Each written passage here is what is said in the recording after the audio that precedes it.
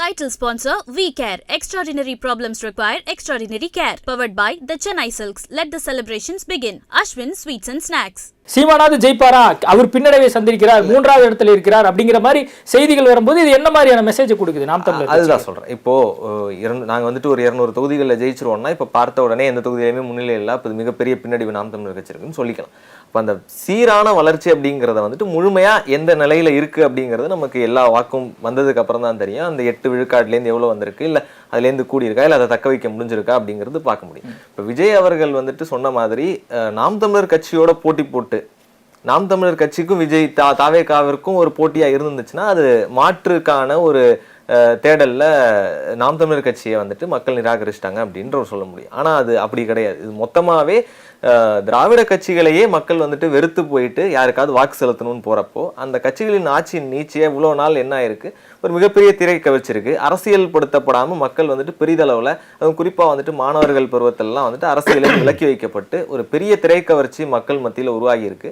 அப்ப திராவிட கட்சிகளுக்கு எதிராக இருக்கக்கூடிய மனநிலை அந்த திரை கவர்ச்சியை நோக்கி போயிருக்கதா தான் பார்க்க முடியுது. இதை நான் வந்து நீங்க வச்ச மாற்றுங்கிறது என்னவாச்சு? அதுதான் சொல்றேன். நாங்க 2016 19க்கு 1 10 விழுக்காடு, 19 21, 10 20 விழுக்காடு, அப்புறம் 30 அப்படின்னு போய் திடீர்னு நீங்க இறங்குனுச்சுன்னா நான் சொல்றேன், நீங்க வந்துட்டு என்ன கேட்கலாம், நீங்க வந்துட்டு இப்ப மிகப்பெரிய வீழ்ச்சியை சந்திச்சிட்டீங்க. என்னுடைய வளர்ச்சியே ரொம்ப சீரா தான் இருக்கு, அது படிப்படியா தான் வளர்ந்துட்டு வருது. அந்த வளர்ச்சி முழுசா என்ன நிலையில இருக்கு அப்படிங்கறத இப்ப ரொம்ப சொல்ல முடியாது, அது ரொம்ப ப்ரீமெச்சூரா இருக்கும் அப்படின்னு நான் நினைக்கிறேன். எதிர்பார்த்த அளவுக்கு இன்னைக்கு வரல அப்படிங்கறத ஏற்றுதான் ஆகணும். ஆனா நாம் தமிழர் கட்சி நீங்க சொல்ற அளவுக்கு எதிர்காலமே இல்லாத அளவுக்கு அது போயிடுச்சா, இல்ல அதனுடைய வளர்ச்சியை வந்துட்டு மக்கள் வந்துட்டு விரும்பலையா, இல்ல மொத்தமா வந்துட்டு நாம் தமிழர் கட்சியை புறக்கணிக்கிறாங்களாங்கிறதெல்லாம் அதை ஏற்க முடியாத வாதமா இருக்கு. அதை வந்துட்டு நம்ம முழு விழுக்காடு என்ன வருது அப்படிங்கறத வச்சுதான் நம்ம அதை அனலைஸ் பண்ண முடியும். நம்ம விஜயை மையப்படுத்தி நம்ம பிரச்சாரங்கள் பண்ணது, சாட்டை துருமுகங்கள் பேசினது, அதெல்லாம் தான் வந்து இந்த ஒரு பின்னடைவுக்கு காரணம். நாம் தமிழர் கட்சி விஜய பேசலன்னா அப்ப விஜய் வந்துட்டு இந்த வாக்கு வாங்கியிருக்க மாட்டாருன்னு நம்ம சொல்ல நினைக்கிறோம். கிடையாது. இப்ப நீங்க அதான் நான் சொல்றேன், இப்ப நாம் தமிழர் கட்சி சீமான் அவர்கள் தொடர்ந்து இதுவரைக்குமே 2024 வரைக்குமே அவர் வந்து இருக்கக்கூடிய திராவிட கட்சிகளை எதிர்த்து தான் வந்து அரசியல் பண்ணாரு. இப்ப புதுசா தாவேகா அப்படிங்கிற ஒரு ஃபேக்டர் டைவர்ஷன் ஆகி விஜய் பக்கம் அதுக்கு பதில் சொல்றேன். தாவேகா விமர்சிச்சதுனால நாம் தமிழர் கட்சிக்கு இந்த நிலையை நான் ஏற்கல, மறுக்கிறேன். அது ஏன் அப்படின்னா, நாங்க தொடர்ச்சியாக தமிழ்நாட்டுல திமுக திராவிட எதிர்ப்பை நாங்க வந்துட்டு சொல்லிக்கிட்டே வரோம். குறிப்பா எந்த ஒரு சிக்கல் தமிழ்நாட்டுக்கு வந்தாலும் அதோட வேற போய் பாத்தீங்கன்னா அது திமுக இருக்கும் அப்படின்னு நாங்க சொல்றோம். இப்ப திமுகவிற்கு எதிரான சித்தாந்த ரீதியிலான, கொள்கை ரீதியிலான ஒரு எதிர்ப்பு நிலையை நாங்க கட்டமைச்சுக்கிட்டே வரோம். ஏன் விஜய் இந்த இடத்துல விமர்சிக்க வேண்டிய தேவை ஏற்படுதுன்னா, நான் வந்துட்டு ரொம்ப அடிப்படையா மக்களுக்கு புரியுற மாதிரி கொள்கை ரீதியா அதை வந்துட்டு எதிர்ப்பு ஒரு தளத்தை ஏற்படுத்திட்டு இருக்க நேரத்துல விஜய் வந்துட்டு அவருடைய பாப்புலர் ஃபேஸை வச்சுக்கிட்டு ரொம்ப சுலபமா தீய சக்தின்னு சொல்லிட்டு என்னுடைய அந்த எதிர்ப்பு அந்த தளத்தை மொத்தமா அவர் எடுத்திருக்க கூடாது. அப்போ அவர் வந்துட்டு சரியான மாற்று கிடையாது, எடுத்துக்க கூடாதுன்னா நீங்க நல்லா அரசியல் பண்ணணும், இன்னும் மக்கள்கிட்ட போயிருக்கு. அதுதான் சொல்றேன், சீமான் மட்டுமே வந்து எடுத்துக்க கூடாது, பெறக்கூடாது, அவர் வந்து வாய்ப்பு கொடுக்கல. எல்லாம் கொடுக்குறாங்க. அண்ணன் சீமானையே எத்தனை ஊடகங்கள் வந்துட்டு முதன்மையா காட்டுதுங்கிறது இங்க கேள்வியா இருக்குல்ல. அவரை காட்டிட்டு இருந்தீங்கன்னா ஊடகங்கள் காட்டுதா இல்லையா, ஐபிசி தமிழ் காட்டுது. அங்க ஐபிசி தமிழ்ல 2ஆம் கட்ட தலைவர்களும் தொடர்ச்சியா வந்து பேசிக்கிட்டு தான் இருக்காங்க. இப்போ தாவேகாவை எதிர்த்ததன் காரணம் இதுதான். இப்ப திமுகவினுடைய கொள்கை ரீதியான எதிரி நாங்க தான், கொள்கை ரீதியா அவர்களை எதிர்க்கக்கூடியவர் நாங்க தான்ங்கிற ஒரு கட்டமைப்பு ஏற்படுத்திட்டு வரப்போ வெறும் ஒரு பாப்புலர் ஃபேஸை பயன்படுத்திட்டு திமுக தீய சக்தின்னு அவர் அந்த தளத்தை எடுத்துட்டு போறதை நாங்க அனுமதிக்க முடியாது. நீங்க கொஞ்சம் யோசிச்சு பாருங்களேன், விஜய்ங்கிற ஒரு நபரை தாண்டி அங்க மற்ற வேட்பாளர்கள் யாருமே பெருசா பரிச்சயம் கிடையாது.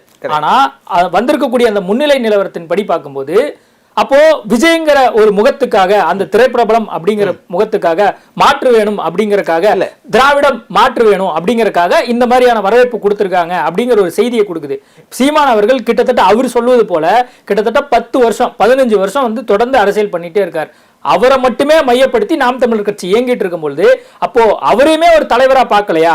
மக்கள் வந்து பெருவாரியா அவரை கவரக்கூடிய ஒரு இடத்துல அவர் வந்து என்னவா அவரை வந்து மக்கள் பாக்குறாங்க அப்படிங்கிற கேள்வி தவறு கிடையாது. நான் வந்துட்டு சித்தாந்த ரீதியா சரியா இருக்கேன், மக்கள்கிட்ட எங்கெல்லாம் போய் எடுத்து சொல்லணும். எந்த இடத்துல நாம் தமிழர் கட்சி இல்ல அவருடைய பேச்சு காரணமா, அல்லது வந்து கொள்கை காரணமா, இல்ல வேற என்ன ஃபேக்டர்னால இந்த நிலைமை தரப்புல இருந்துட்டு நான் இந்த தேர்தலை கூட நான் சொல்றேன், நான் எடுத்த ஸ்ட்ராட்டஜிஸ் சரியா இருந்துச்சு, நான் எடுத்த உழைப்பு சரியா தான் இருந்துச்சு. இதை தாண்டி மக்கள் வந்துட்டு ஒரு திரைக்கவர்ச்சி பின்னாடி போறாங்கன்னா நான் சொன்னதுதான், இந்த 60 ஆண்டு கால திராவிட ஆட்சியில வந்துட்டு அரசியல் மயப்படுத்துறதுல இருந்து மக்களை விலக்கி வச்சுட்டாங்க. குறிப்பா வந்துட்டு கல்லூரி மாணவர்கள் மத்தியிலயோ இல்ல மாணவர்கள் மத்தியில வந்துட்டு அரசியல் பேசுறத மொத்தமா ஒதுக்கி வச்சதுனால அப்ப படித்த மேம்பட்ட ஒரு சமூகமா இருந்தாலுமே கூட அரசியல் தெளிவற்ற சமூகமா மாறிடுச்சோங்கிற ஒரு வருத்தம் இருக்கு. அதனுடைய நீட்சியாக தான் நான் பார்க்குறேன். அவங்களுக்கு ஒரு மாற்று தேவைங்கிறப்போ ஒரு ஒரு ஒரு பாப்புலர் ஸ்டார் வந்தோன்னா அவங்கள நோக்கி போகிறதா பார்க்க முடியுதே தவிர, என்னுடைய இதுலேருந்து வந்துட்டு நான் அவரை எதிர்த்ததுனால தான். இப்போ நீங்கள் எப்படி சொல்ல வரீங்கன்னா, நாம் தமிழர் கட்சி இது வரைக்கும் எதுலையுமே முன்னிலையில் இல்லைங்கிறீங்க. எதுலையுமே முன்னிலையில் தான் நாம் தமிழர் கட்சி 100 முன்னிலையில இருக்க விஜய்க்கு வந்துட்டு ஒரு வெளிச்சத்தை கொடுத்துருச்சு நீங்க சொல்ல வரீங்களா? அது இருக்க முடியாது. லாஜிக்கா வாக்களிச்சிருக்காங்க, அதனால அந்த நம்பர் வருது. அப்போ நாம் தமிழர் இதுவரை ஒருவேளை நான் 100 இடங்கள்ல முன்னிலை வந்துச்சுன்னா எல்லா தொலைக்காட்சியிலையும் அதை தானே போட போறாங்க. நாங்க எதுவும் மாத்தி போட முடியுமா? நீங்க என்னோட ஸ்ட்ராட்டஜி கேட்டீங்கல்ல, விஜயை நீங்க ஏன் எதிர்த்தீங்க அப்படிங்கிறது, இதனால அந்த ஸ்ட்ராட்டஜி ஃபெயிலியர் ஆயிடுச்சான்னு நான் கேக்குறேன். இல்ல அது ஃபெயிலியர் ஆயிடுச்சுன்னு இப்ப சொல்ல முடியாதுன்னு சொல்றேன். என்னுடைய வளர்ச்சிங்கிறதே நான் ஆட்சி பிடிச்சிருவீங்களா?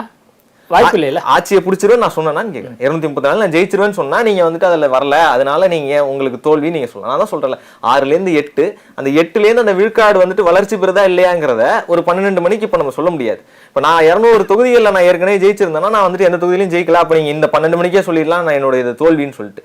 நான் சீரான வளர்ச்சிங்கிறப்ப அது எந்த நிலையில இருக்குங்கிறத இப்ப ரொம்ப ப்ரீமெச்சூரா இருக்கும் தான் நான் சொல்றேன். ஓகே, நான் உங்கள்கிட்ட வரேன் இளமாறன் சார். இப்போ திமுக வெர்சஸ் தாவேகா அப்படிங்கிற ஒரு பிரச்சாரத்தை வந்து அவர் வச்சார். ஆனால் திமுக எங்கேயுமே வந்து விஜய் அவர்களை வந்து தொடர்ந்து வந்து ஒரு விமர்சன பொருளாக பெரிதாக மு.க. ஸ்டாலின் அவர்களோ அல்லது உதயநிதி ஸ்டாலின் போன்றவர்கள் வைக்கவே இல்லை. இதை நீங்கள் எப்படி பார்க்குறீங்க? என்ன ஸ்ட்ராட்டஜி அது? இல்லை, திமுகவோட ஒருவேளை விஜய் பேசினா இன்னும் நம்பர் கூடி இருக்குமோ? இருக்கலாம்.